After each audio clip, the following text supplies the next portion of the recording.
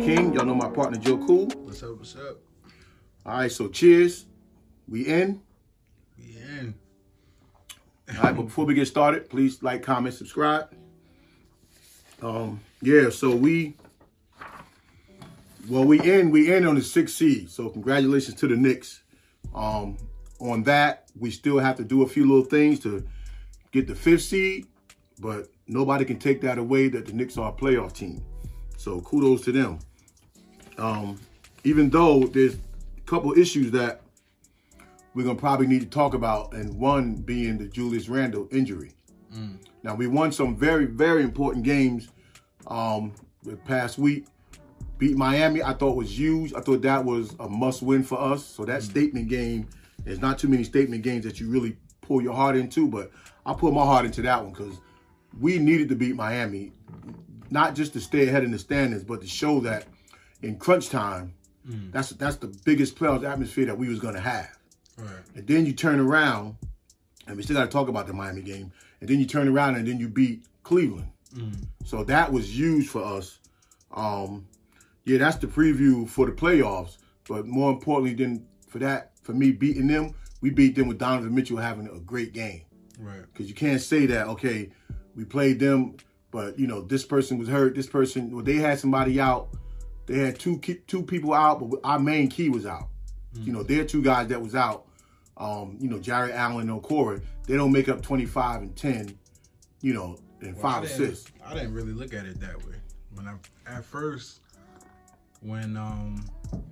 we first played Cleveland the very first time, it was like all we had was Brunson, and then they got Donovan Mitchell, right? So it was almost like you could say, oh, we didn't have nobody. Now, the current day, we got Brunson. Like, we can say it like that. Like, no, Brunson is a different kind of player. Yeah. Might even be better than Donovan Mitchell. Well, that debate, I look at that and I say, like, say if your question was phrased, who got the better deal? So that, to me, is not going to tell until another 2-3 more years to say who got the better deal, because part of the deal wasn't just getting, even though we had already gotten Brunson, which kind of held up the Donovan Mitchell deal in the beginning because we wasn't doing nothing until we signed Brunson. But then by not giving up RJ and Grimes, and then also holding on to those picks. So Grimes, RJ, we don't know what's going to happen. But as far as Grimes and those picks that we didn't give up, that's going to tell, you know, who got the better deal. Because as far as the better player, I don't think nobody would dispute probably that Donovan Mitchell is the better player. Now, who right now might be the better fit for our team might be Brunson. I mean, well, looking at Brunson's numbers and how he's playing, and Donovan Mitchell numbers, is probably like 1A, 1B. Well, Donovan definitely got probably. I think they got the same overall, numbers. but overall, Donovan got better numbers. I just think that even in his 57, whatever it was, point game that he put up, they lost. So, if I'm not mistaken. But we also know he put up 40 against us and lost. And then we saw last week he put up almost, 50 almost against somebody and lost. So, if he's getting his, we can live with that because that's how Utah went out, with him getting his. So no knock on Donovan Mitchell. We know that he's a great player. But yeah, you're right about the better person for us right now is Brunson, and we'll get back to Randle too in a second.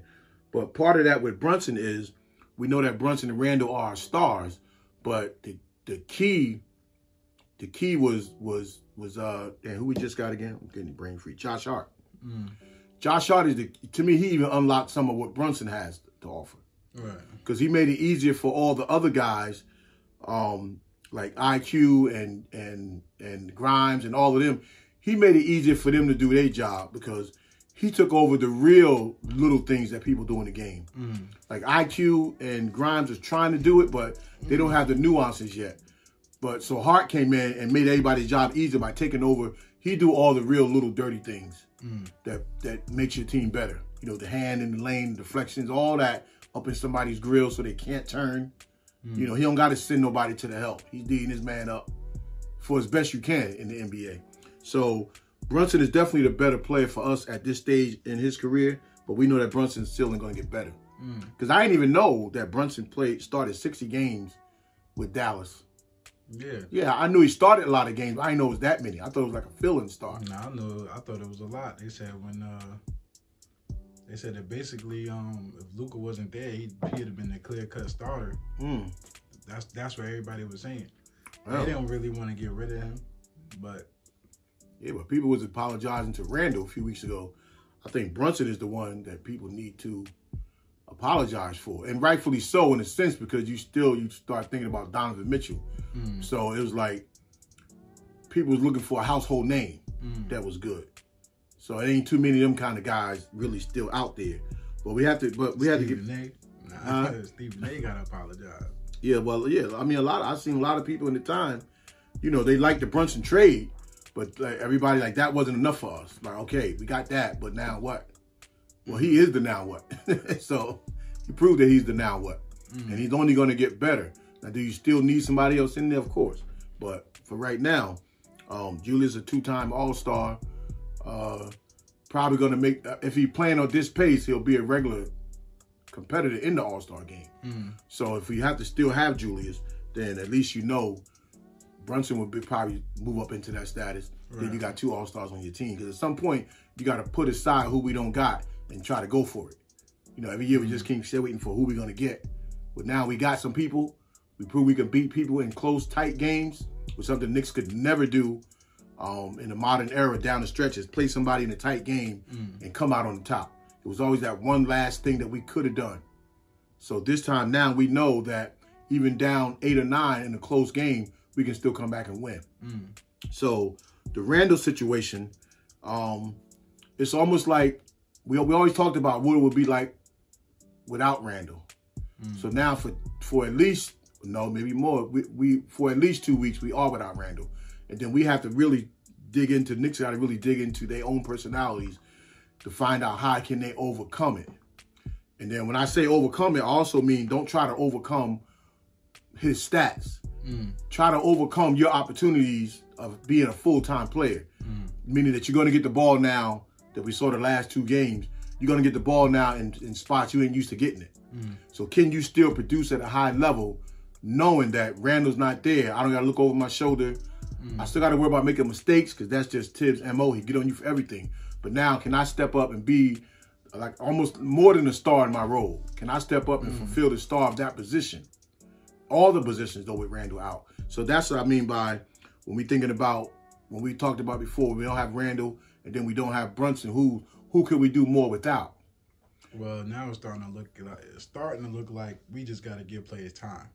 So quickly, we always used to say, can he do it? Can he do it? Can he do it?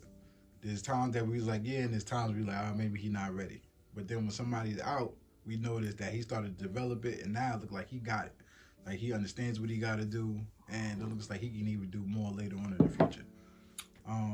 Let's even take somebody like McBride, right? We wanted him to do it. They sat him down for a long time. D. Rose got hurt. Brunson got hurt. He came into the starting lineup. After about a week, we was like, oh, nah, he's good. Yeah. You know what I mean? So now, Obi, I think he's just going to need time. Time and touches. Yeah. Yeah. Because at times, he look like he's great. He's hitting far threes, but... Yeah, I know. And that's good, too, that he's pulling it. In his spot, they would have to trust him to just go do that. Yeah, I like to see, too, some of those quick trigger threes, too. And I want that, but I also like to see him being that when you get the ball, the man is closing out. And we know from 2 years ago, he has a closeout move. He has a move for that. So I still think in his mind, he needs to show that he belongs. So he's just putting it up, even though it's concentration because he's practicing it. But I still would like to see him take command of that guy in front of you. Unless it's just that much distance between you and it's a rhythm shot. But that guy's closing out on you, get him off you and then go into your bag because he has the ability. And that's, too, when we're going to start seeing his evolution and his growth when he start doing stuff like that. Now, again, I like, too, with IQ, and he talks about coach tells him to shoot, but also he says he studies. He's in the film room. He's looking at what the guys are doing. He's looking at what he need to do, and he's looking at the flow of the game. So I look at the past 2 games. You could almost say he was forcing some things, but he has to do it. You have to do it at the IQ, going to the hole. It's like you have to, because he's driving into traffic more the past couple of games. And the reason why I don't have really a major problem with that, for one, we got guys that'll come in and clean up the glass. That's one. But 2, with Randall out, everybody got to push themselves a little bit more on the offensive end. Like, don't just settle for what comes to you. Initiate some of the offense on your own. Well, I thought that was just, it's like every so often, the guards that depended on who we got changed the way we play the game. So I thought when Hart and Brunson came, they played more, I'm going to go in there and I'm going to get fouled or something when I get in here. So you can tell the way they drive, and it seems like quickly is like a sponge. He'll pick it up. Usually it was floaters. He's like trying to be shifty because that's what D Rose was doing. Now that we got Brunson and Hart, they drive to the paint a whole different way. So I thought that was just how they, I remember growing up, you know what I mean? There was guys in our neighborhood, that's the way they drove to the hole. Yeah. You know what I mean? Like they just in your face, they pushing you out the way, and they taking it up. Well, that's what you show when you drive into the hole. Yeah, that's when you show your individual workouts in the summer. When you drive into the hole, Hart is the one that really changed, I think, the mentality of that, because, like you said, IQ was driving to the hole, but he was looking to float or maybe get fouled. Now Hart comes in and he's pushing the ball at every single turn. I mean, our fast break points are up solely because of Josh Hart. So when other guys see that, and they see the advantages of seeing somebody backpedaling, so that's telling them right there, I got this, man. And then when you got guys on the wing like Obi and RJ and them, you know, trailing you, that just helps your drive. Right. Because if I get in trouble, rather than try to split the defense, I got somebody I can dish off to. The best thing about Hart is he already knows he's driving all the way to the hole, initiating the contact. Like, he knows you're going to bump my body, and then I'm going to... So he has a move. So I more like the way he drives to the hole than I do IQ, because that's a move for him, to drive to the hole and get bumped. And then most time it's the and one. So it's like he changed the mentality of our team on both ends of the court. And so the Knicks, it's a priority to signing him this summer is like going out getting somebody. So he's a priority. But I also want to see with Brunson, well, I not want to see, we seeing it. We seeing his assists go up. So that's also, that balance out for me for Brunson is a lot of his one-on-one. The Knicks are a one-on-one team. We're more of a one-on-one team than I thought we was when you look at the numbers, when they break down the game. But I guess that's just how Tibbs, even though he wants ball movement, but at some point you got to take your man off the dribble. Nah, yeah, we one-on-one, but it's only one-on-one because of who's scoring. So I know we pinpointed, like, with Obi, you want to see him do more, but for a player like Obi to do more, it kind of got to stop. You know what I mean? It's not like a transition like with quickly Grimes. Grimes get the ball, and he just make a quick, it's either pass, shoot, like triple threat kind of thing. Yeah. Obi get the ball, he's a small forward, power forward. He's going to try to make a move like a Melo, Amari Stoudemire. Well, I wish he was doing that. That's what I'm saying, but he's they not would doing be that. doing that, Yeah. so they would have to slow the ball down. I think the only reason why we look like we one-on-one is because after the first 1-2 passes, they're just taking off. There is no... Well, yeah, but that's what the numbers got us down as the second most one-on-one team. I think it only looks like that because I mean, we're just taking them off the dribble. It's not like we're setting them up. It's like, get it. Well, our guy on the ball will spend, between Randall, Brunson, and IQ, they will spend 8-9 minutes on the ball. So that's what qualify you as a one-on-one player. Like, they're going to set their man up, and they're also going to take the man after they set the man up. Obi points is coming in ball movement. Yeah. You know, Grimes points is coming in ball movement. Same thing with Deuce. His is almost like Grimes. They got that mentality that when I get it, I got to let it go. Otherwise, I don't know where my next shot is coming from. And I still believe that once we elevate all of that, which we are starting to do, because Grimes, when he said he was told by the coaches to shoot more, the players always been telling him that. But when the coaches are telling you also to shoot more, now you know coming to the game, your mindset is totally different. Yeah, and now you're comfortable knocking down them threes. Further back now, I'm like, yeah, keep shooting. Yeah, keep shoot. Far back. Yeah, you gotta come out there. Yeah, so I can't wait till the 3 games is up so we can dissect, the teams and the matchups. So, but as far as what we have right now, we know we got Randall. Hopefully Randall mentally get himself back together. But the beauty of Randall is that Brunson has now become our heart. Okay, he's our heartbeat. We know that. But what Randall brings to our team is something that nobody else give us, and that's the physicality. So without his physicality, now teams they can figure out more how to play you. Right. So we have to have that when Randall come back. We have to have that brute strength, because not just his physicality that keeps us afloat, it's his ability to command double teams. Just being on the court, he's going to command it, unless he just takes himself out of the play like we've seen him do before. So we got a good thing going into the playoffs. Not only he be pissing the Knicks off, you pissed the other teams off too. Yeah, because they got this whole defense set up for you. Yeah. And you just, I think about that. And then you just drag yourself out of the play. Yeah, it just looks bad when he arguing with the Knicks, but when it's the other team, he just smiling and laughing, shaking his head. But yeah. Well, they screaming at refs. Like, ain't nobody screaming at refs right now because Randall not there. Yeah. I mean, but as far as the other team, like, they're not, they're getting an and one from Brunson. Yeah, it's too much crying. It's too much crying in the NBA, but it's just way too much crying too for our team, because you got to get back. We not a great one-on-one defensive team. So when guys is in the backcourt, and Brunson was guilty of it in the Cleveland game, and went down to his man's one and went down and hit the 3. Like, just get back. And I'm surprised that Tibbs, being a disciplinarian the way he is, you allowing guys to do that. Get back. It's enough stoppage in the play to get to the referee. But you got to get up, get back, and stop them other teams' fast break, because they get a lot of threes off of that, from us. And it's just too much. Everybody's doing it now. Before it was just your star players crying. Now everybody in the league is crying. And we can't afford it. Maybe some teams can. I mean, unless the teams could just start finding players for talking to the refs. Nah, you don't want to do that, because sometimes it's necessary, and there's some trickery involved too. Because when you talk to the refs, they can't take the call back, but you're supposed to be trying to set up the call for the next one. But now guys just flat out complaining while play is still going on. I'm talking about fast breaks are going on, and guys are still in the backcourt worrying about getting hit. No, go down court. You practice to get hit. Okay, you want the call, you say it the first 2 times, get the referee's attention. Then when you go to the hole, you're getting hit, but you can't stop play every time you go to the hole, because when you practice in the summertime, you practice initiating the contact, playing through the hit.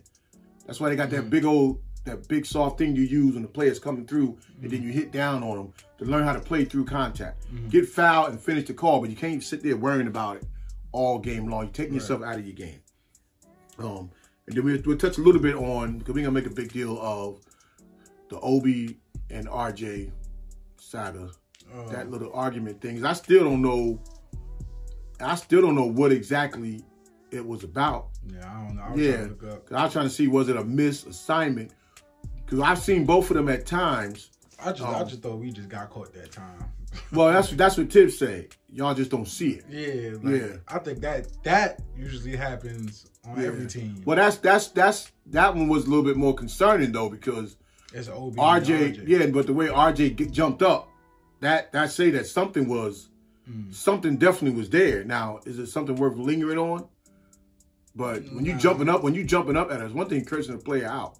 When you jumping up at a player, that means that player said something that triggered you. And you like, F that. Well, I remember when we started the show, there was like factions, right? So it was like Julius, RJ, they was kind of in a faction of their own, right? And then you had Obi, quickly, like the new players. Remember, they was like in a faction of their own. And then I think we had a couple of veterans. It was like they was like in a faction of their own.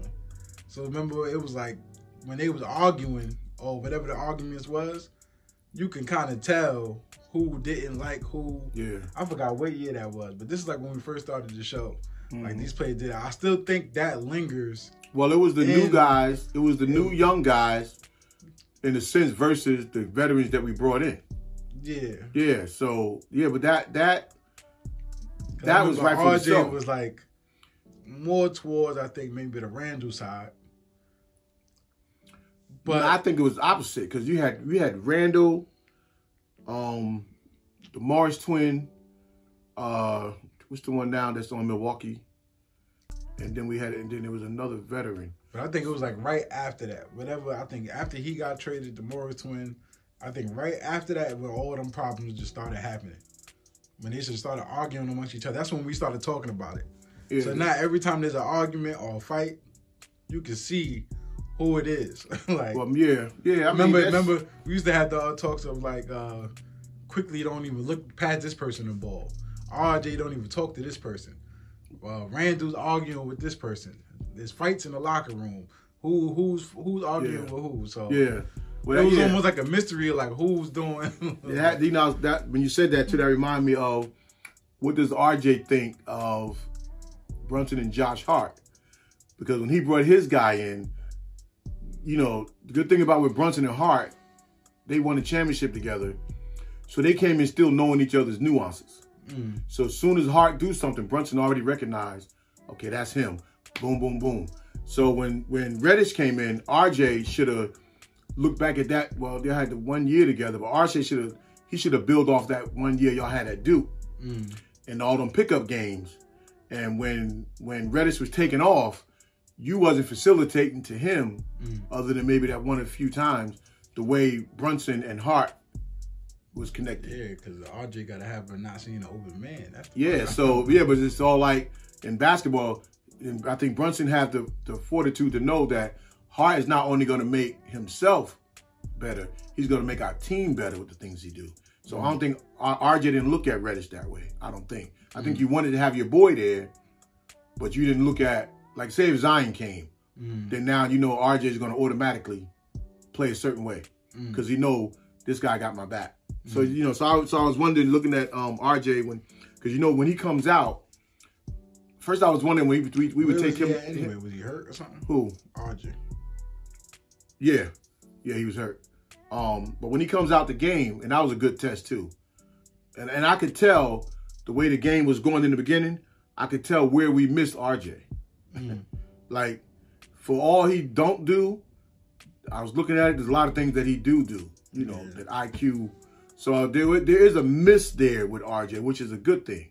But when he would go out the game, at first I was like, I wonder how he feel sometimes to be the first one to go out the game. Then when they cleared it up to me, maybe somebody knew a long time ago, so that he could be in there with the second unit. And I guess that was a way of helping him get his touches, get him going with the second unit, to let him be the first guy out of the game. So that just, we need RJ, as much as we talk about Randall mentally, we need RJ to be into this thing going into the playoffs mentally also. Because he's still the third wheel. No matter what everybody else is doing, because some people have to be the intangibles. Grimes has to be the intangible. IQ has to be the intangible. I think RJ probably what he got to do is slow the game down and maybe watch some old, not Derrick Rose, Dwayne Wade tapes or something. Well, he got down. Yeah, with LeBron, because RJ has down when it's him. He's just slower at it. He got down what he need to do, taking his man off the dribble to the hole. He'll get to a spot in his mind where that's just so easy for him. And then he's like a man among boys. So that's where mentally he got to find himself, when to pick and choose that these are my 5 minutes. Because for RJ's success comes when he's scoring in bunches, going downhill. And then in that, he'll pop out and hit some threes. But we have to have that from RJ going into the playoffs, because you see that even with Cleveland, who's probably chances are going to be our matchup. Yeah, they got Donovan and what's the other point guard name? And Jarrett is more of, he's like a little bit better offensively, but he's more like our center. But then, they got LeVert and them guys. So they got other guys who are going to come in and put that ball in the hole. So RJ got to be able to fluidly put that ball in the hole and let what IQ and Grimes and Hart give you be the extras. Like Hart could be the X factor. Grimes and IQ got to be the intangible. Because you got to have guys on your bench that gives you, up to 20 points a game, close to. You got to have somebody, so that's IQ. And then you got to have the other intangible guy, which would be Grimes. Yeah, but what Obi give you and what Hart give you, that's got to be an X factor. That's got to be extras. You can't go in there counting on, because they're not going to game plan for it. So somebody's got to do it. So the consistency got to come.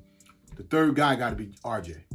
Well, listen, with all our new guys, I feel like next year look a lot easier job than it did from the beginning of the season. Because guys going to come in next year now knowing their role. So that's what I think is going to be the difference next year. I think Randall can calm after this season. I think Randall can, finally decompress and be like, all right, everybody's going to get better. Because the way Quickly's playing, I don't even think we can ask for nothing. Getting Brunson. Well, we can ask a little more from Quickly, yeah. Quickly going to get better. A little more, but after even last night, I was like, he figured it out. Yeah. Like they for some reason why, Quickly my boy, but for some reason why I look like they just can't guard him. I'm like, I don't know why they can't guard him. You can't guard him. The way he dribbled to me looks a little erratic, but it's almost because of that herky jerky. Yeah. But anybody with the ball, any guard with the ball, you can't guard anyway. Because you don't know what they're going to do. They're going to just keep dribbling and pounding it. And he's better. The longer he holds on to it, he over dribbles a lot in the past so many games. But he has that green light now to make something happen. Because again, he's also waving off Brunson now. That's how comfortable he is. So when you keep telling somebody to do. Well, it is like 3 guards in the game at all times. Yeah, basically 4. Really, our 3 always is playing. Yeah, basically the guard. They all of them can bring the ball up. Yeah, because there's times Grimes is bringing the ball up and he's waving people off too. Yeah, and he's used to handling the ball. He's handling the ball a lot with the Lakers and his other teams. So RJ, what do we have the other day when we had Hartenstein? We had RJ, Grimes, IQ, and Jalen. So we had basically 4 guards. And Tibbs said that when they asked him who was at the 4, he said Josh. So it's just 4 guys spread out, and then pick your poison. So we can play that way because Josh gets a lot of rebounds, RJ get a lot of rebounds. So you can get away with that. But again, the Knicks, we looking good going into the playoffs. And then you think of these last 3 games, you solidified at 6. You probably need to win 1 more to definitely get 5th. And then after that, to me, you don't even rest players. You keep everybody's rhythm flowing. Yeah. Because you're going to get your rest when it comes to those few games. I don't think you have to worry about injury. Maybe Brunson, you could give a little bit of rest too, because it don't take him long to get his motor going. Right. But some of the other guys, you like IQ, and you got to keep that rhythm going. Grimes, you got to keep it going. I think McBride just got to keep getting his reps, because we're not going to put D Rose in. They let him get some reps. But that's where Brunson, that's why I say Brunson, you could take D Rose in for Brunson when you get to that point in the last game or 2. Either McBride got to stay in longer, or you got to let D Rose, knock some of the dust off. Yeah. I think come to playoffs, if it just goes left for a little bit, I think just throw him in there and tell him, do what you want to do for 5 plays straight. Like, just do what you want to do. Yeah. That's what I would do. Yeah, just get in there. I know they still can't hold him. He's another one. Nah, it's just he's another one. I feel like you put him in there for a game and tell him be the old D Rose for a minute. I think he'll be all-star caliber. Nah, his game is the same. Yeah, he just his opportunity. It will be some time in the playoffs where we're going to need him. And there's going to be some time in the playoffs where he's going to help us win a game. And that's that old Doc Rivers philosophy whenever he would bring in an old veteran guard. He knows that light is going to be lit at some point through the course of that playoffs. And so, we looking good there. So the Knicks, those last 3 games, and particularly the Miami and the Cleveland game, shows that we are playoff ready. Right. We just have to fine-tune some of the things that we do. So I'm proud of the Knicks. And I talked this stuff about Rick Pitino last week. I'm proud of the coach, for staying on them to get us there. Keep that thorn in their neck Don't let up on them. I bet you Mitch punched somebody in their mouth complete now. Do what you got to do, Mitch. All right, so so the Knicks is in. So congratulations to the New York and all the New York fans, and we hope to see y'all next time. Peace. Peace.